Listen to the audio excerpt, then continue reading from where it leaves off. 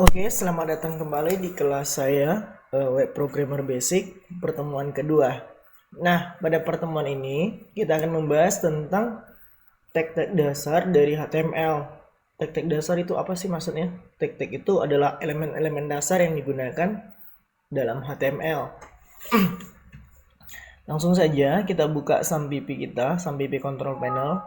Ini oke kan?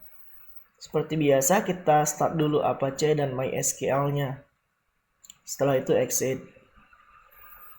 Selanjutnya kita buka browser kita, localhost. Nah, kita buka folder C, SAMPP dan htdocs. Kita buat nama project kita pertemuan 2 tag HTML.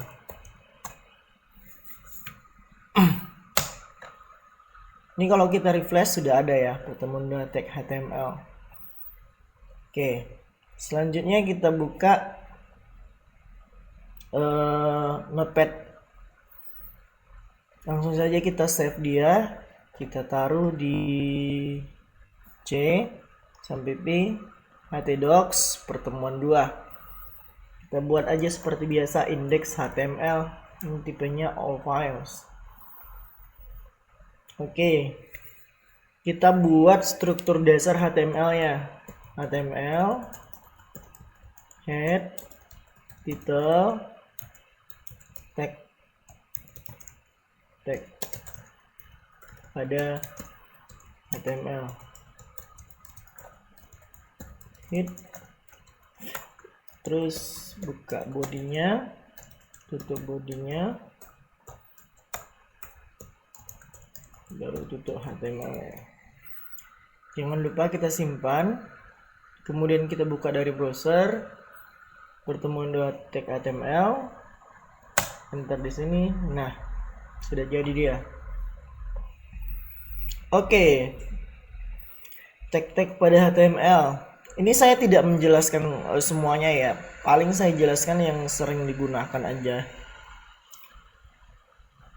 Nanti kalau mau tahu semuanya bisa di searching dari Google. Ini yang lazim digunakan.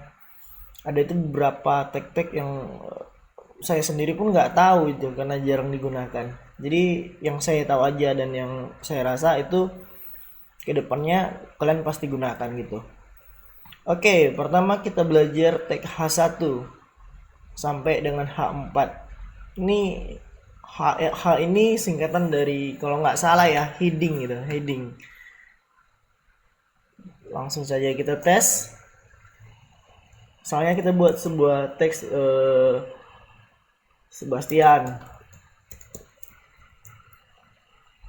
Kalau kita refresh kan dia jadinya seperti ini, Sebastian. Penulisannya seperti ini. Kalau kita taruh dia H1 dan di sini juga ditutup, ingat ya, setiap kali kita buat tag ini dia ada penutupnya. Ini pembuka, ini penutupnya.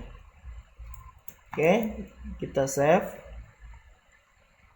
dan kita refresh. Nah, dia akan jadi seperti ini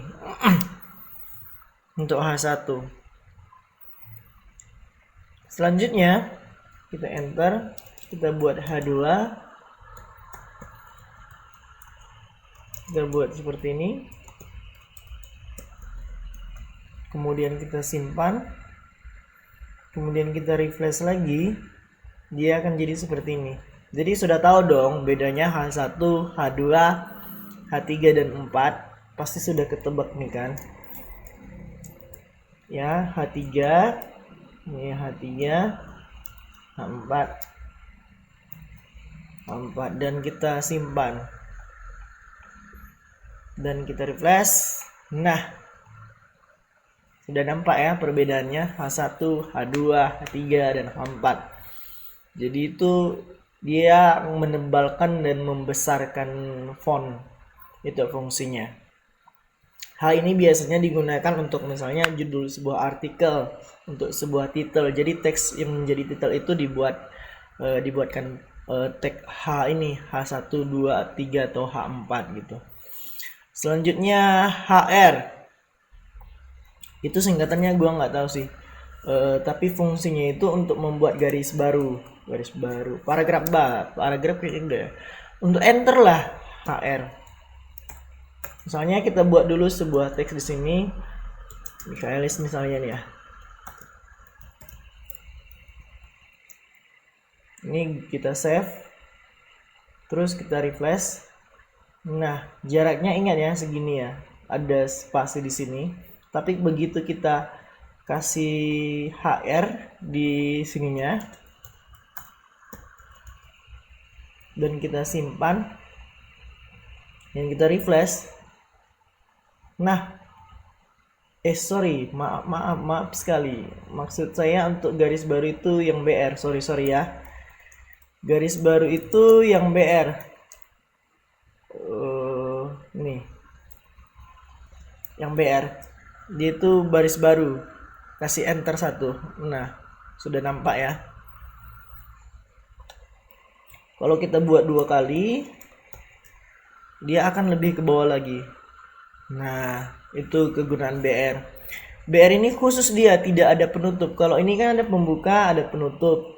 Tapi untuk BR ini dia khusus, dia teks single ya. Istilahnya dia itu jomblo gitu, belum punya pacar sama kayak saya gitu ya. Dia masih dalam perjuangan mencari jati diri ya kan. Oke. Tapi untuk selain BR ada juga yang tagnya masih jomblo juga sama kayak ini si HR tadi. Nah, mungkin teman-teman sudah tahu nih fungsi si HR. Yap, dia itu untuk membuat garis baru gitu ya kan, garis baru, membuat garis horizontal. Oke, selanjutnya kita belajar P. P itu apa? P itu singkatan dari paragraf. P. Jadi setiap kali kita buat P ini, dia akan otomatis membentuk sebuah paragraf baru. Misalnya Sebastian, kita buat misalnya gue terus kita buat lagi P, Michaelis misalnya, tutup lagi dia, terus kita simpan, replace. Nah, dia sebenarnya otomatis terbuat ini ya, paragraf. Coba kalau kita ilangin P-nya di sini, apa yang terjadi? Dan kita save dan kita refresh, masih nggak ada perubahan ya, karena di sini masih ada P-nya. Dia masih memisahkan. Tapi kalau tidak ada P di antara kedua ini dan kita refresh, dia akan menyatu ya. Oke, saya jelasin sedikit ya. Di HTML itu dia hanya menghitung satu spasi ya. Misalnya kita tulis di sini, misalnya gini ya, kita buat ya, Sebastian Michaelis. Kita padahal buatnya spasinya itu lebih dari 1, 2, 3, 4, 5, 6, 7, 8, 9, 10, dan kita simpan. Di HTML dia hanya ngebaca satu spasi, cuman satu kan, dia cuma satu spasi jaraknya. Jadi HTML kayak gitu caranya. Gimana sih nambah spasi, maksain apa supaya dia mau nambah? Kita bisa pakai NBSP dan NBSP. Ini nambah ininya, tabnya. Ini ngemaksa HTML biar kasih jarak lebih. Nah, baru dia mau ya kan. Tambah lagi NBSP kalau mau seperti itu. Kita save. Nah, dia berjarak kan? Oke. Tapi biar nggak lupa, kita buat aja tadi paragraf Sebastian, P-nya di sini, P lagi, Michaelis. Nah, kita simpan. Ingat ya, setiap kali kita mengubah project kita ini jangan lupa disimpan. Kadang saya lupa nih ngasih tahu, langsung aja saya tekan Ctrl S kan, Takutnya teman-teman nggak tahu, rupanya saya udah nge-save, teman-teman nggak nge-save ya kan. Jadi gini, kita save, kita replace. Nah, dia membentuk dua, jadi ini satu paragraf, ini satu paragraf gitu. Oke, selanjutnya kita menggunakan A ini untuk ngelingkan sih dia, untuk misalnya kita buat aja ya gini ya, dia untuk ngelingkan. Kita buat A menuju Google.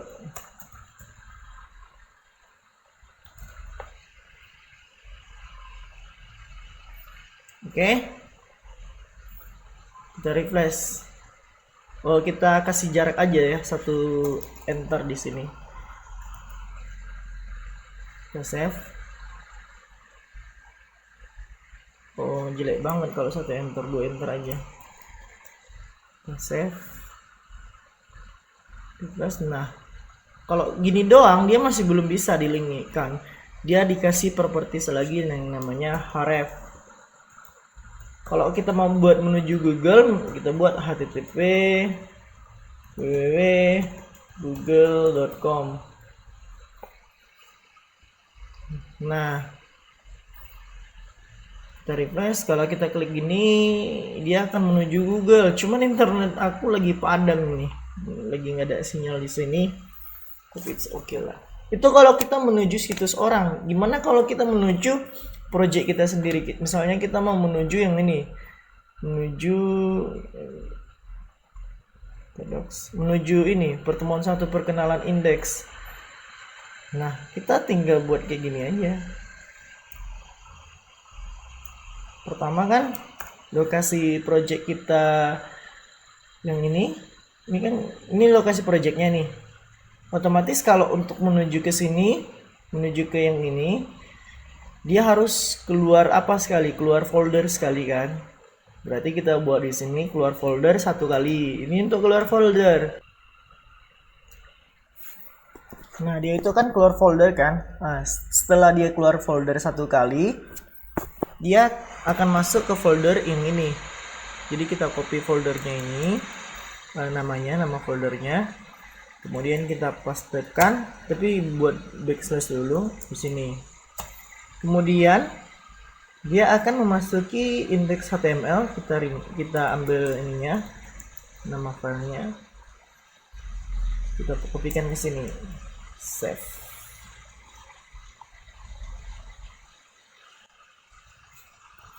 Jadi kalau di refresh itu nanti kita refresh nih, ini di save dulu ya tapinya. Begitu kita refresh, kita klik, nah dia masuk ke perkenalan indeks. Nah, selanjutnya kalau kita misalnya buatkan seperti ini kita copy ya. Terus kita buat dia di sini blank. Target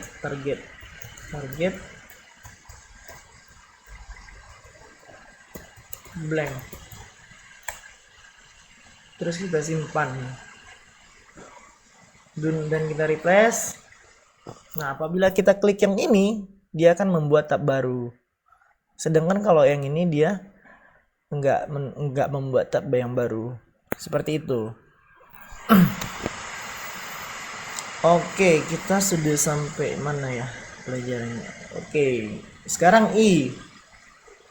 Fungsi I ini adalah untuk memiringkan teks. Misalnya kita buat teks italic di sini.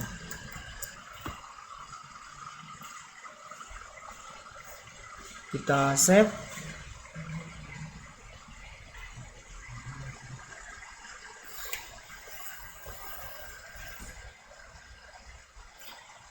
Dan kita buat tag I di sini, ditutup dengan tag I, terus kita save, kita refresh. Nah, dia buat jadi miring ya. Selanjutnya B ini untuk bold. Kita buat enter 2 kali, terus kita buat B, ketik bold B, kemudian kita simpan dan kita refresh. Nah, dia jadi bold. Selanjutnya ada U ini underline. Kita enter 2 kali, kita buat tag U, baru kita tutup tag U nya dan kita simpan. Dan begitu kita refresh, nah seperti ini. Kalau kita gabungin bisa B U I olah, kita buat misalnya nama apanya, titik ini ya, harus sesuai dengan ini. Yang pertama itu yang I, tutup U, baru tutup B. Jadi harus ini, dia harus seimbang. Apa yang pertama dapat itu juga dia pertama ditutup. Oke, kita simpan. Jangan lupa kita kasih dulu BR nya, garis baru, enternya 2 kali biar nampak jelas dia. Oke, kita refresh. Nah, dia ada bold, udah miring juga, udah di garis bawahin. Selanjutnya kita belajar untuk center. Center ini untuk ya, namanya juga center ya, untuk menengahkan teks. Kita buat BR, kita buat center, tengah kita buat ya, center, kemudian kita simpan dan kita refresh. Nah, dia di tengah tuh kan. Oke, selanjutnya ada IMG. IMG ini apa? Indonesia mencari guru ya? Bukan. Bukan, Indonesia mencari gua. Ya, image artinya. Kita BR seperti biasa. Baru kita buat IMG. Nah, IMG ini juga jomblo ya. Dia tuh jomblo, nggak punya pacar, sama kayak saya. Jadi ya, namanya juga jomblo, dia cari pacar ya kan. Nggak bercanda, lagi-lagi saya bercanda. Pakai foto yang mana ya, bingung. Ini pas sekali untuk jomblo, pakai foto cewek ya kan. Kita taruh dia. Ini saya udah kasih shortcut ya, sebenarnya itu lokasinya di sini, Sampipi Hotdogs. Ini dia, tapi saya bisa langsung dari sini. Oke, kita taruh misalnya apanya di sini, gambarnya di sini dengan dengan nama kurara.jpg. Ingat sekali lagi, biar nampak ekstensi .jpg-nya ini harus dihilangin, centang di sini harus dihilangin. Oke, nah kita ambil, kita copy, terus kita taruh di sini. SRC itu apa? Source namanya ya, artinya source, singkatan dari source. Kita simpan, kita refresh. Ini dia. Tapi kok besar kali ya? Mau dikecilkan bisa, siap. Kita bisa menggunakan width itu misalnya kita buat 300 pixel. Kalau kita cuman buat width doang, otomatis width itu lebar ya. Ini 300 pixel. Kalau kita cuma buat 300 pixel, kita cuma setting lebarnya doang, otomatis nanti panjang nih menyesuaikan. Tapi kita juga bisa pakai yang namanya fake. Kalau kita mau buat aneh-aneh jadi ukurannya, nggak seperti seharusnya, kita buat juga 300 pixel itu bisa. Terus kita refresh. Tapi kan jadi ini, dia jadi stretch kan, jadi stretch. Iya, stretch lah. Jadi biasanya kalau membuat panjang atau lebar itu satu aja width atau height-nya, biar nggak jelek gambarnya. Paham ya? Oke. Kita mau ngambil misalnya foto yang lain ya.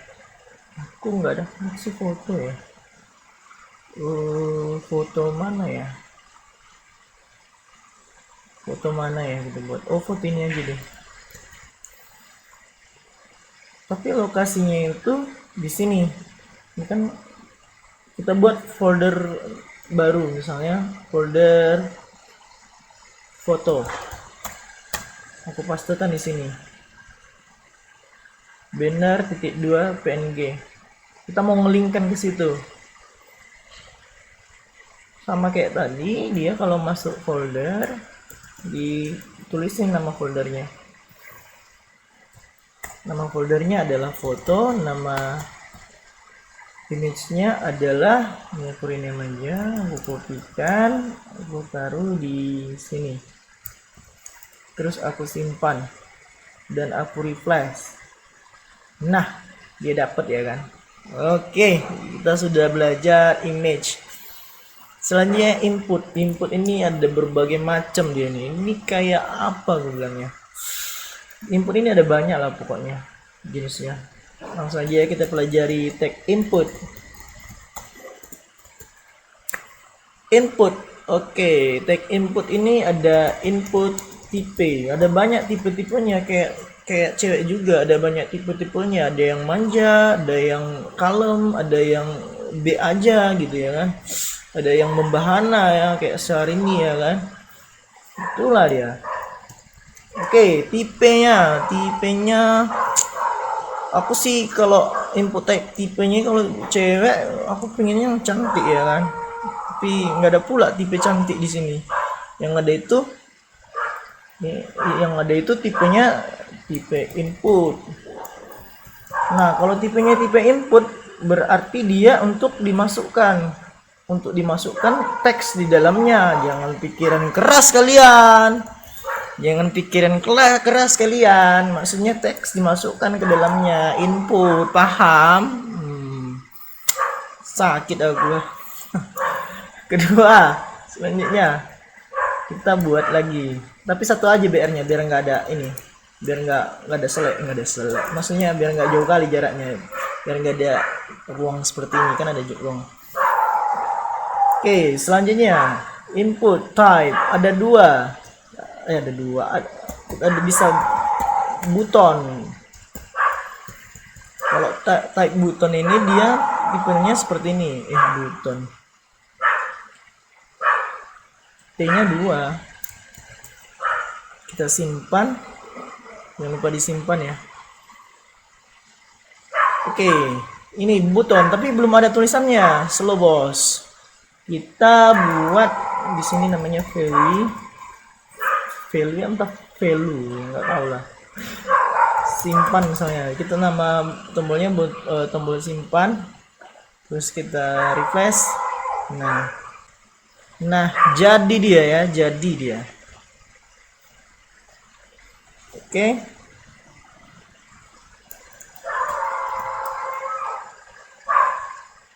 Nah selanjutnya apalagi ya tipe input hidden. Kalau hidden ini nggak kelihatan. Input type hidden, dia nggak kelihatan, nggak ada apa-apa gitu, nggak ada perubahan. Tapi nanti dipakai fungsinya itu untuk menyembunyikan inputan teks kita. Penting untuk operasional ke database gitu, untuk penginputan gitu. Ini abaikan aja deh, nanti belum sampai ke tahap itu kayaknya kita. Selanjutnya kita belajar input apa lagi ya? Input apa ya? Kayaknya untuk input itu aja dulu yang perlu kita pelajarin. Selanjutnya kita gunakan select. Nah, select ini adalah kegunaannya untuk ngebuat pilihan. Kamu pilih aku atau dia gitu. Ya, maksudnya seperti ini. Option pilihan 1. Misalnya pemilihan jenis kelamin ya, laki-laki atau perempuan.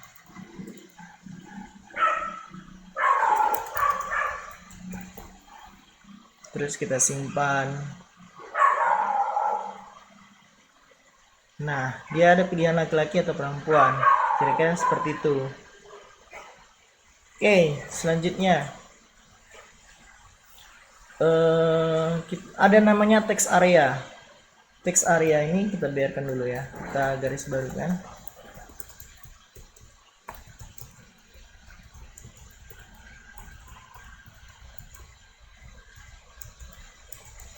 Text area ini semacam text input tapi dia bisa multi line. Ini dia, bisa di enter. Tapi ini kan nggak bisa di enter, stop di situ aja. Itu dia bedanya. Selanjutnya kita ada OL dan UL. Nanti untuk audio, video, table ini kita belajar di pertemuan selanjutnya aja deh. Soalnya udah cukup lama juga kan. Takutnya kalian jenuh. Oke, OL dan UL. OL dan UL ini sebenarnya mereka kembar tapi beda gitu. Fungsi mereka sama tapi muka mereka beda gitu. Gimana lah bilangnya? Oke lah, biar langsung aja, biar nggak ngawur ya kan. OL, pertama OL dulu. OL adalah singkatan dari all gitu. Enggak. Order list, maksudnya kita ngebuat list yang beraturan. L itu singkatan dari list. Misalnya 1, terus kita buat 2. Nah, kalau kita simpan dan kita refresh, dia kan ada gini, ada ordernya 1, 2, nah, seperti itu. Jadi dia yang mengurutkan. Kalau kita tambah lagi, dia otomatis nambah angkanya jadi 3. Kita simpan. Nah, ini angka 3 kan padahal kita nggak ada nulis nih angka 3-nya ini. Otomatis kan dia otomatis membuat angka 3-nya. Oke, OL ini bisa kita kasih tag ini, tag pula. Kita kasih ininya, pengaturan tipenya. Sama kayak perempuan tadi ada tipe-tipenya.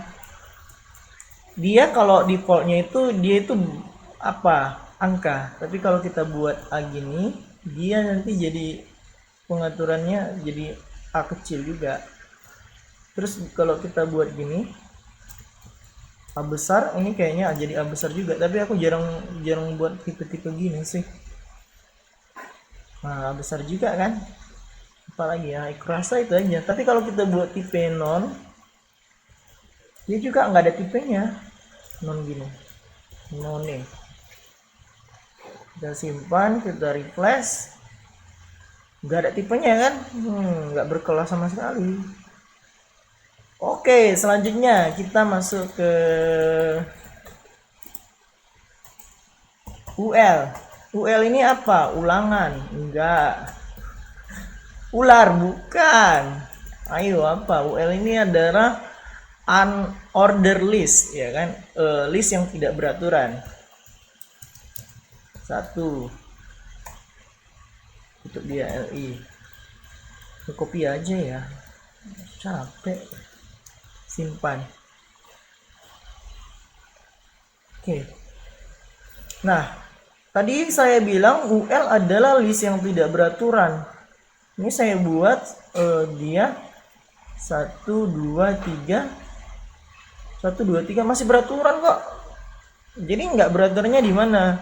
Di simbolnya, bos. Simbolnya kan nggak ada keterangan yang mana 1, 2 atau 3 atau yang mana A, B atau C kan di simbolnya. Jadi tidak beraturannya seperti itu. Jadi dia punya 3 tipe juga. 1 bulat gini ya. Kedua, itu kalau kita buat kosong ini dia otomatis tipenya jadi bulat. Kalau kita buat tipenya square dia kotak. Kita simpan, kita refresh, dia kotak ya. Satu lagi tipenya, itu circle. Yang saya tahu nih ya, dan ini pun nggak terlalu sering dipakai deh kayaknya. Dan satu lagi itu kalau non seperti yang tadi, kalau dia tipenya non dia ngilang, nggak ada tipenya, nggak berkelas dia, nggak level gitu sama dia, nggak berkelas dia, ya kan? Oke, kosong ya. Oke.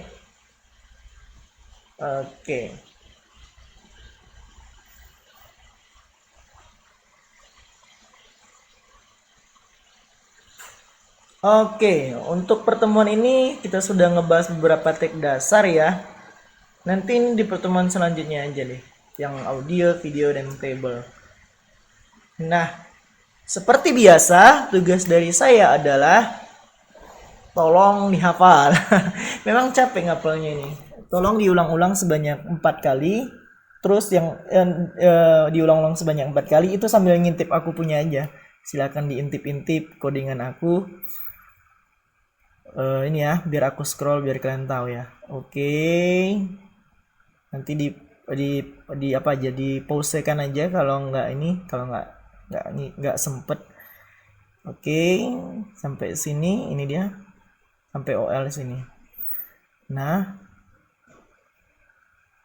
oke, selanjutnya, nah ini dia codingannya, nanti ditirukan aja 1 sampai 4 kali itu kalian niru aja.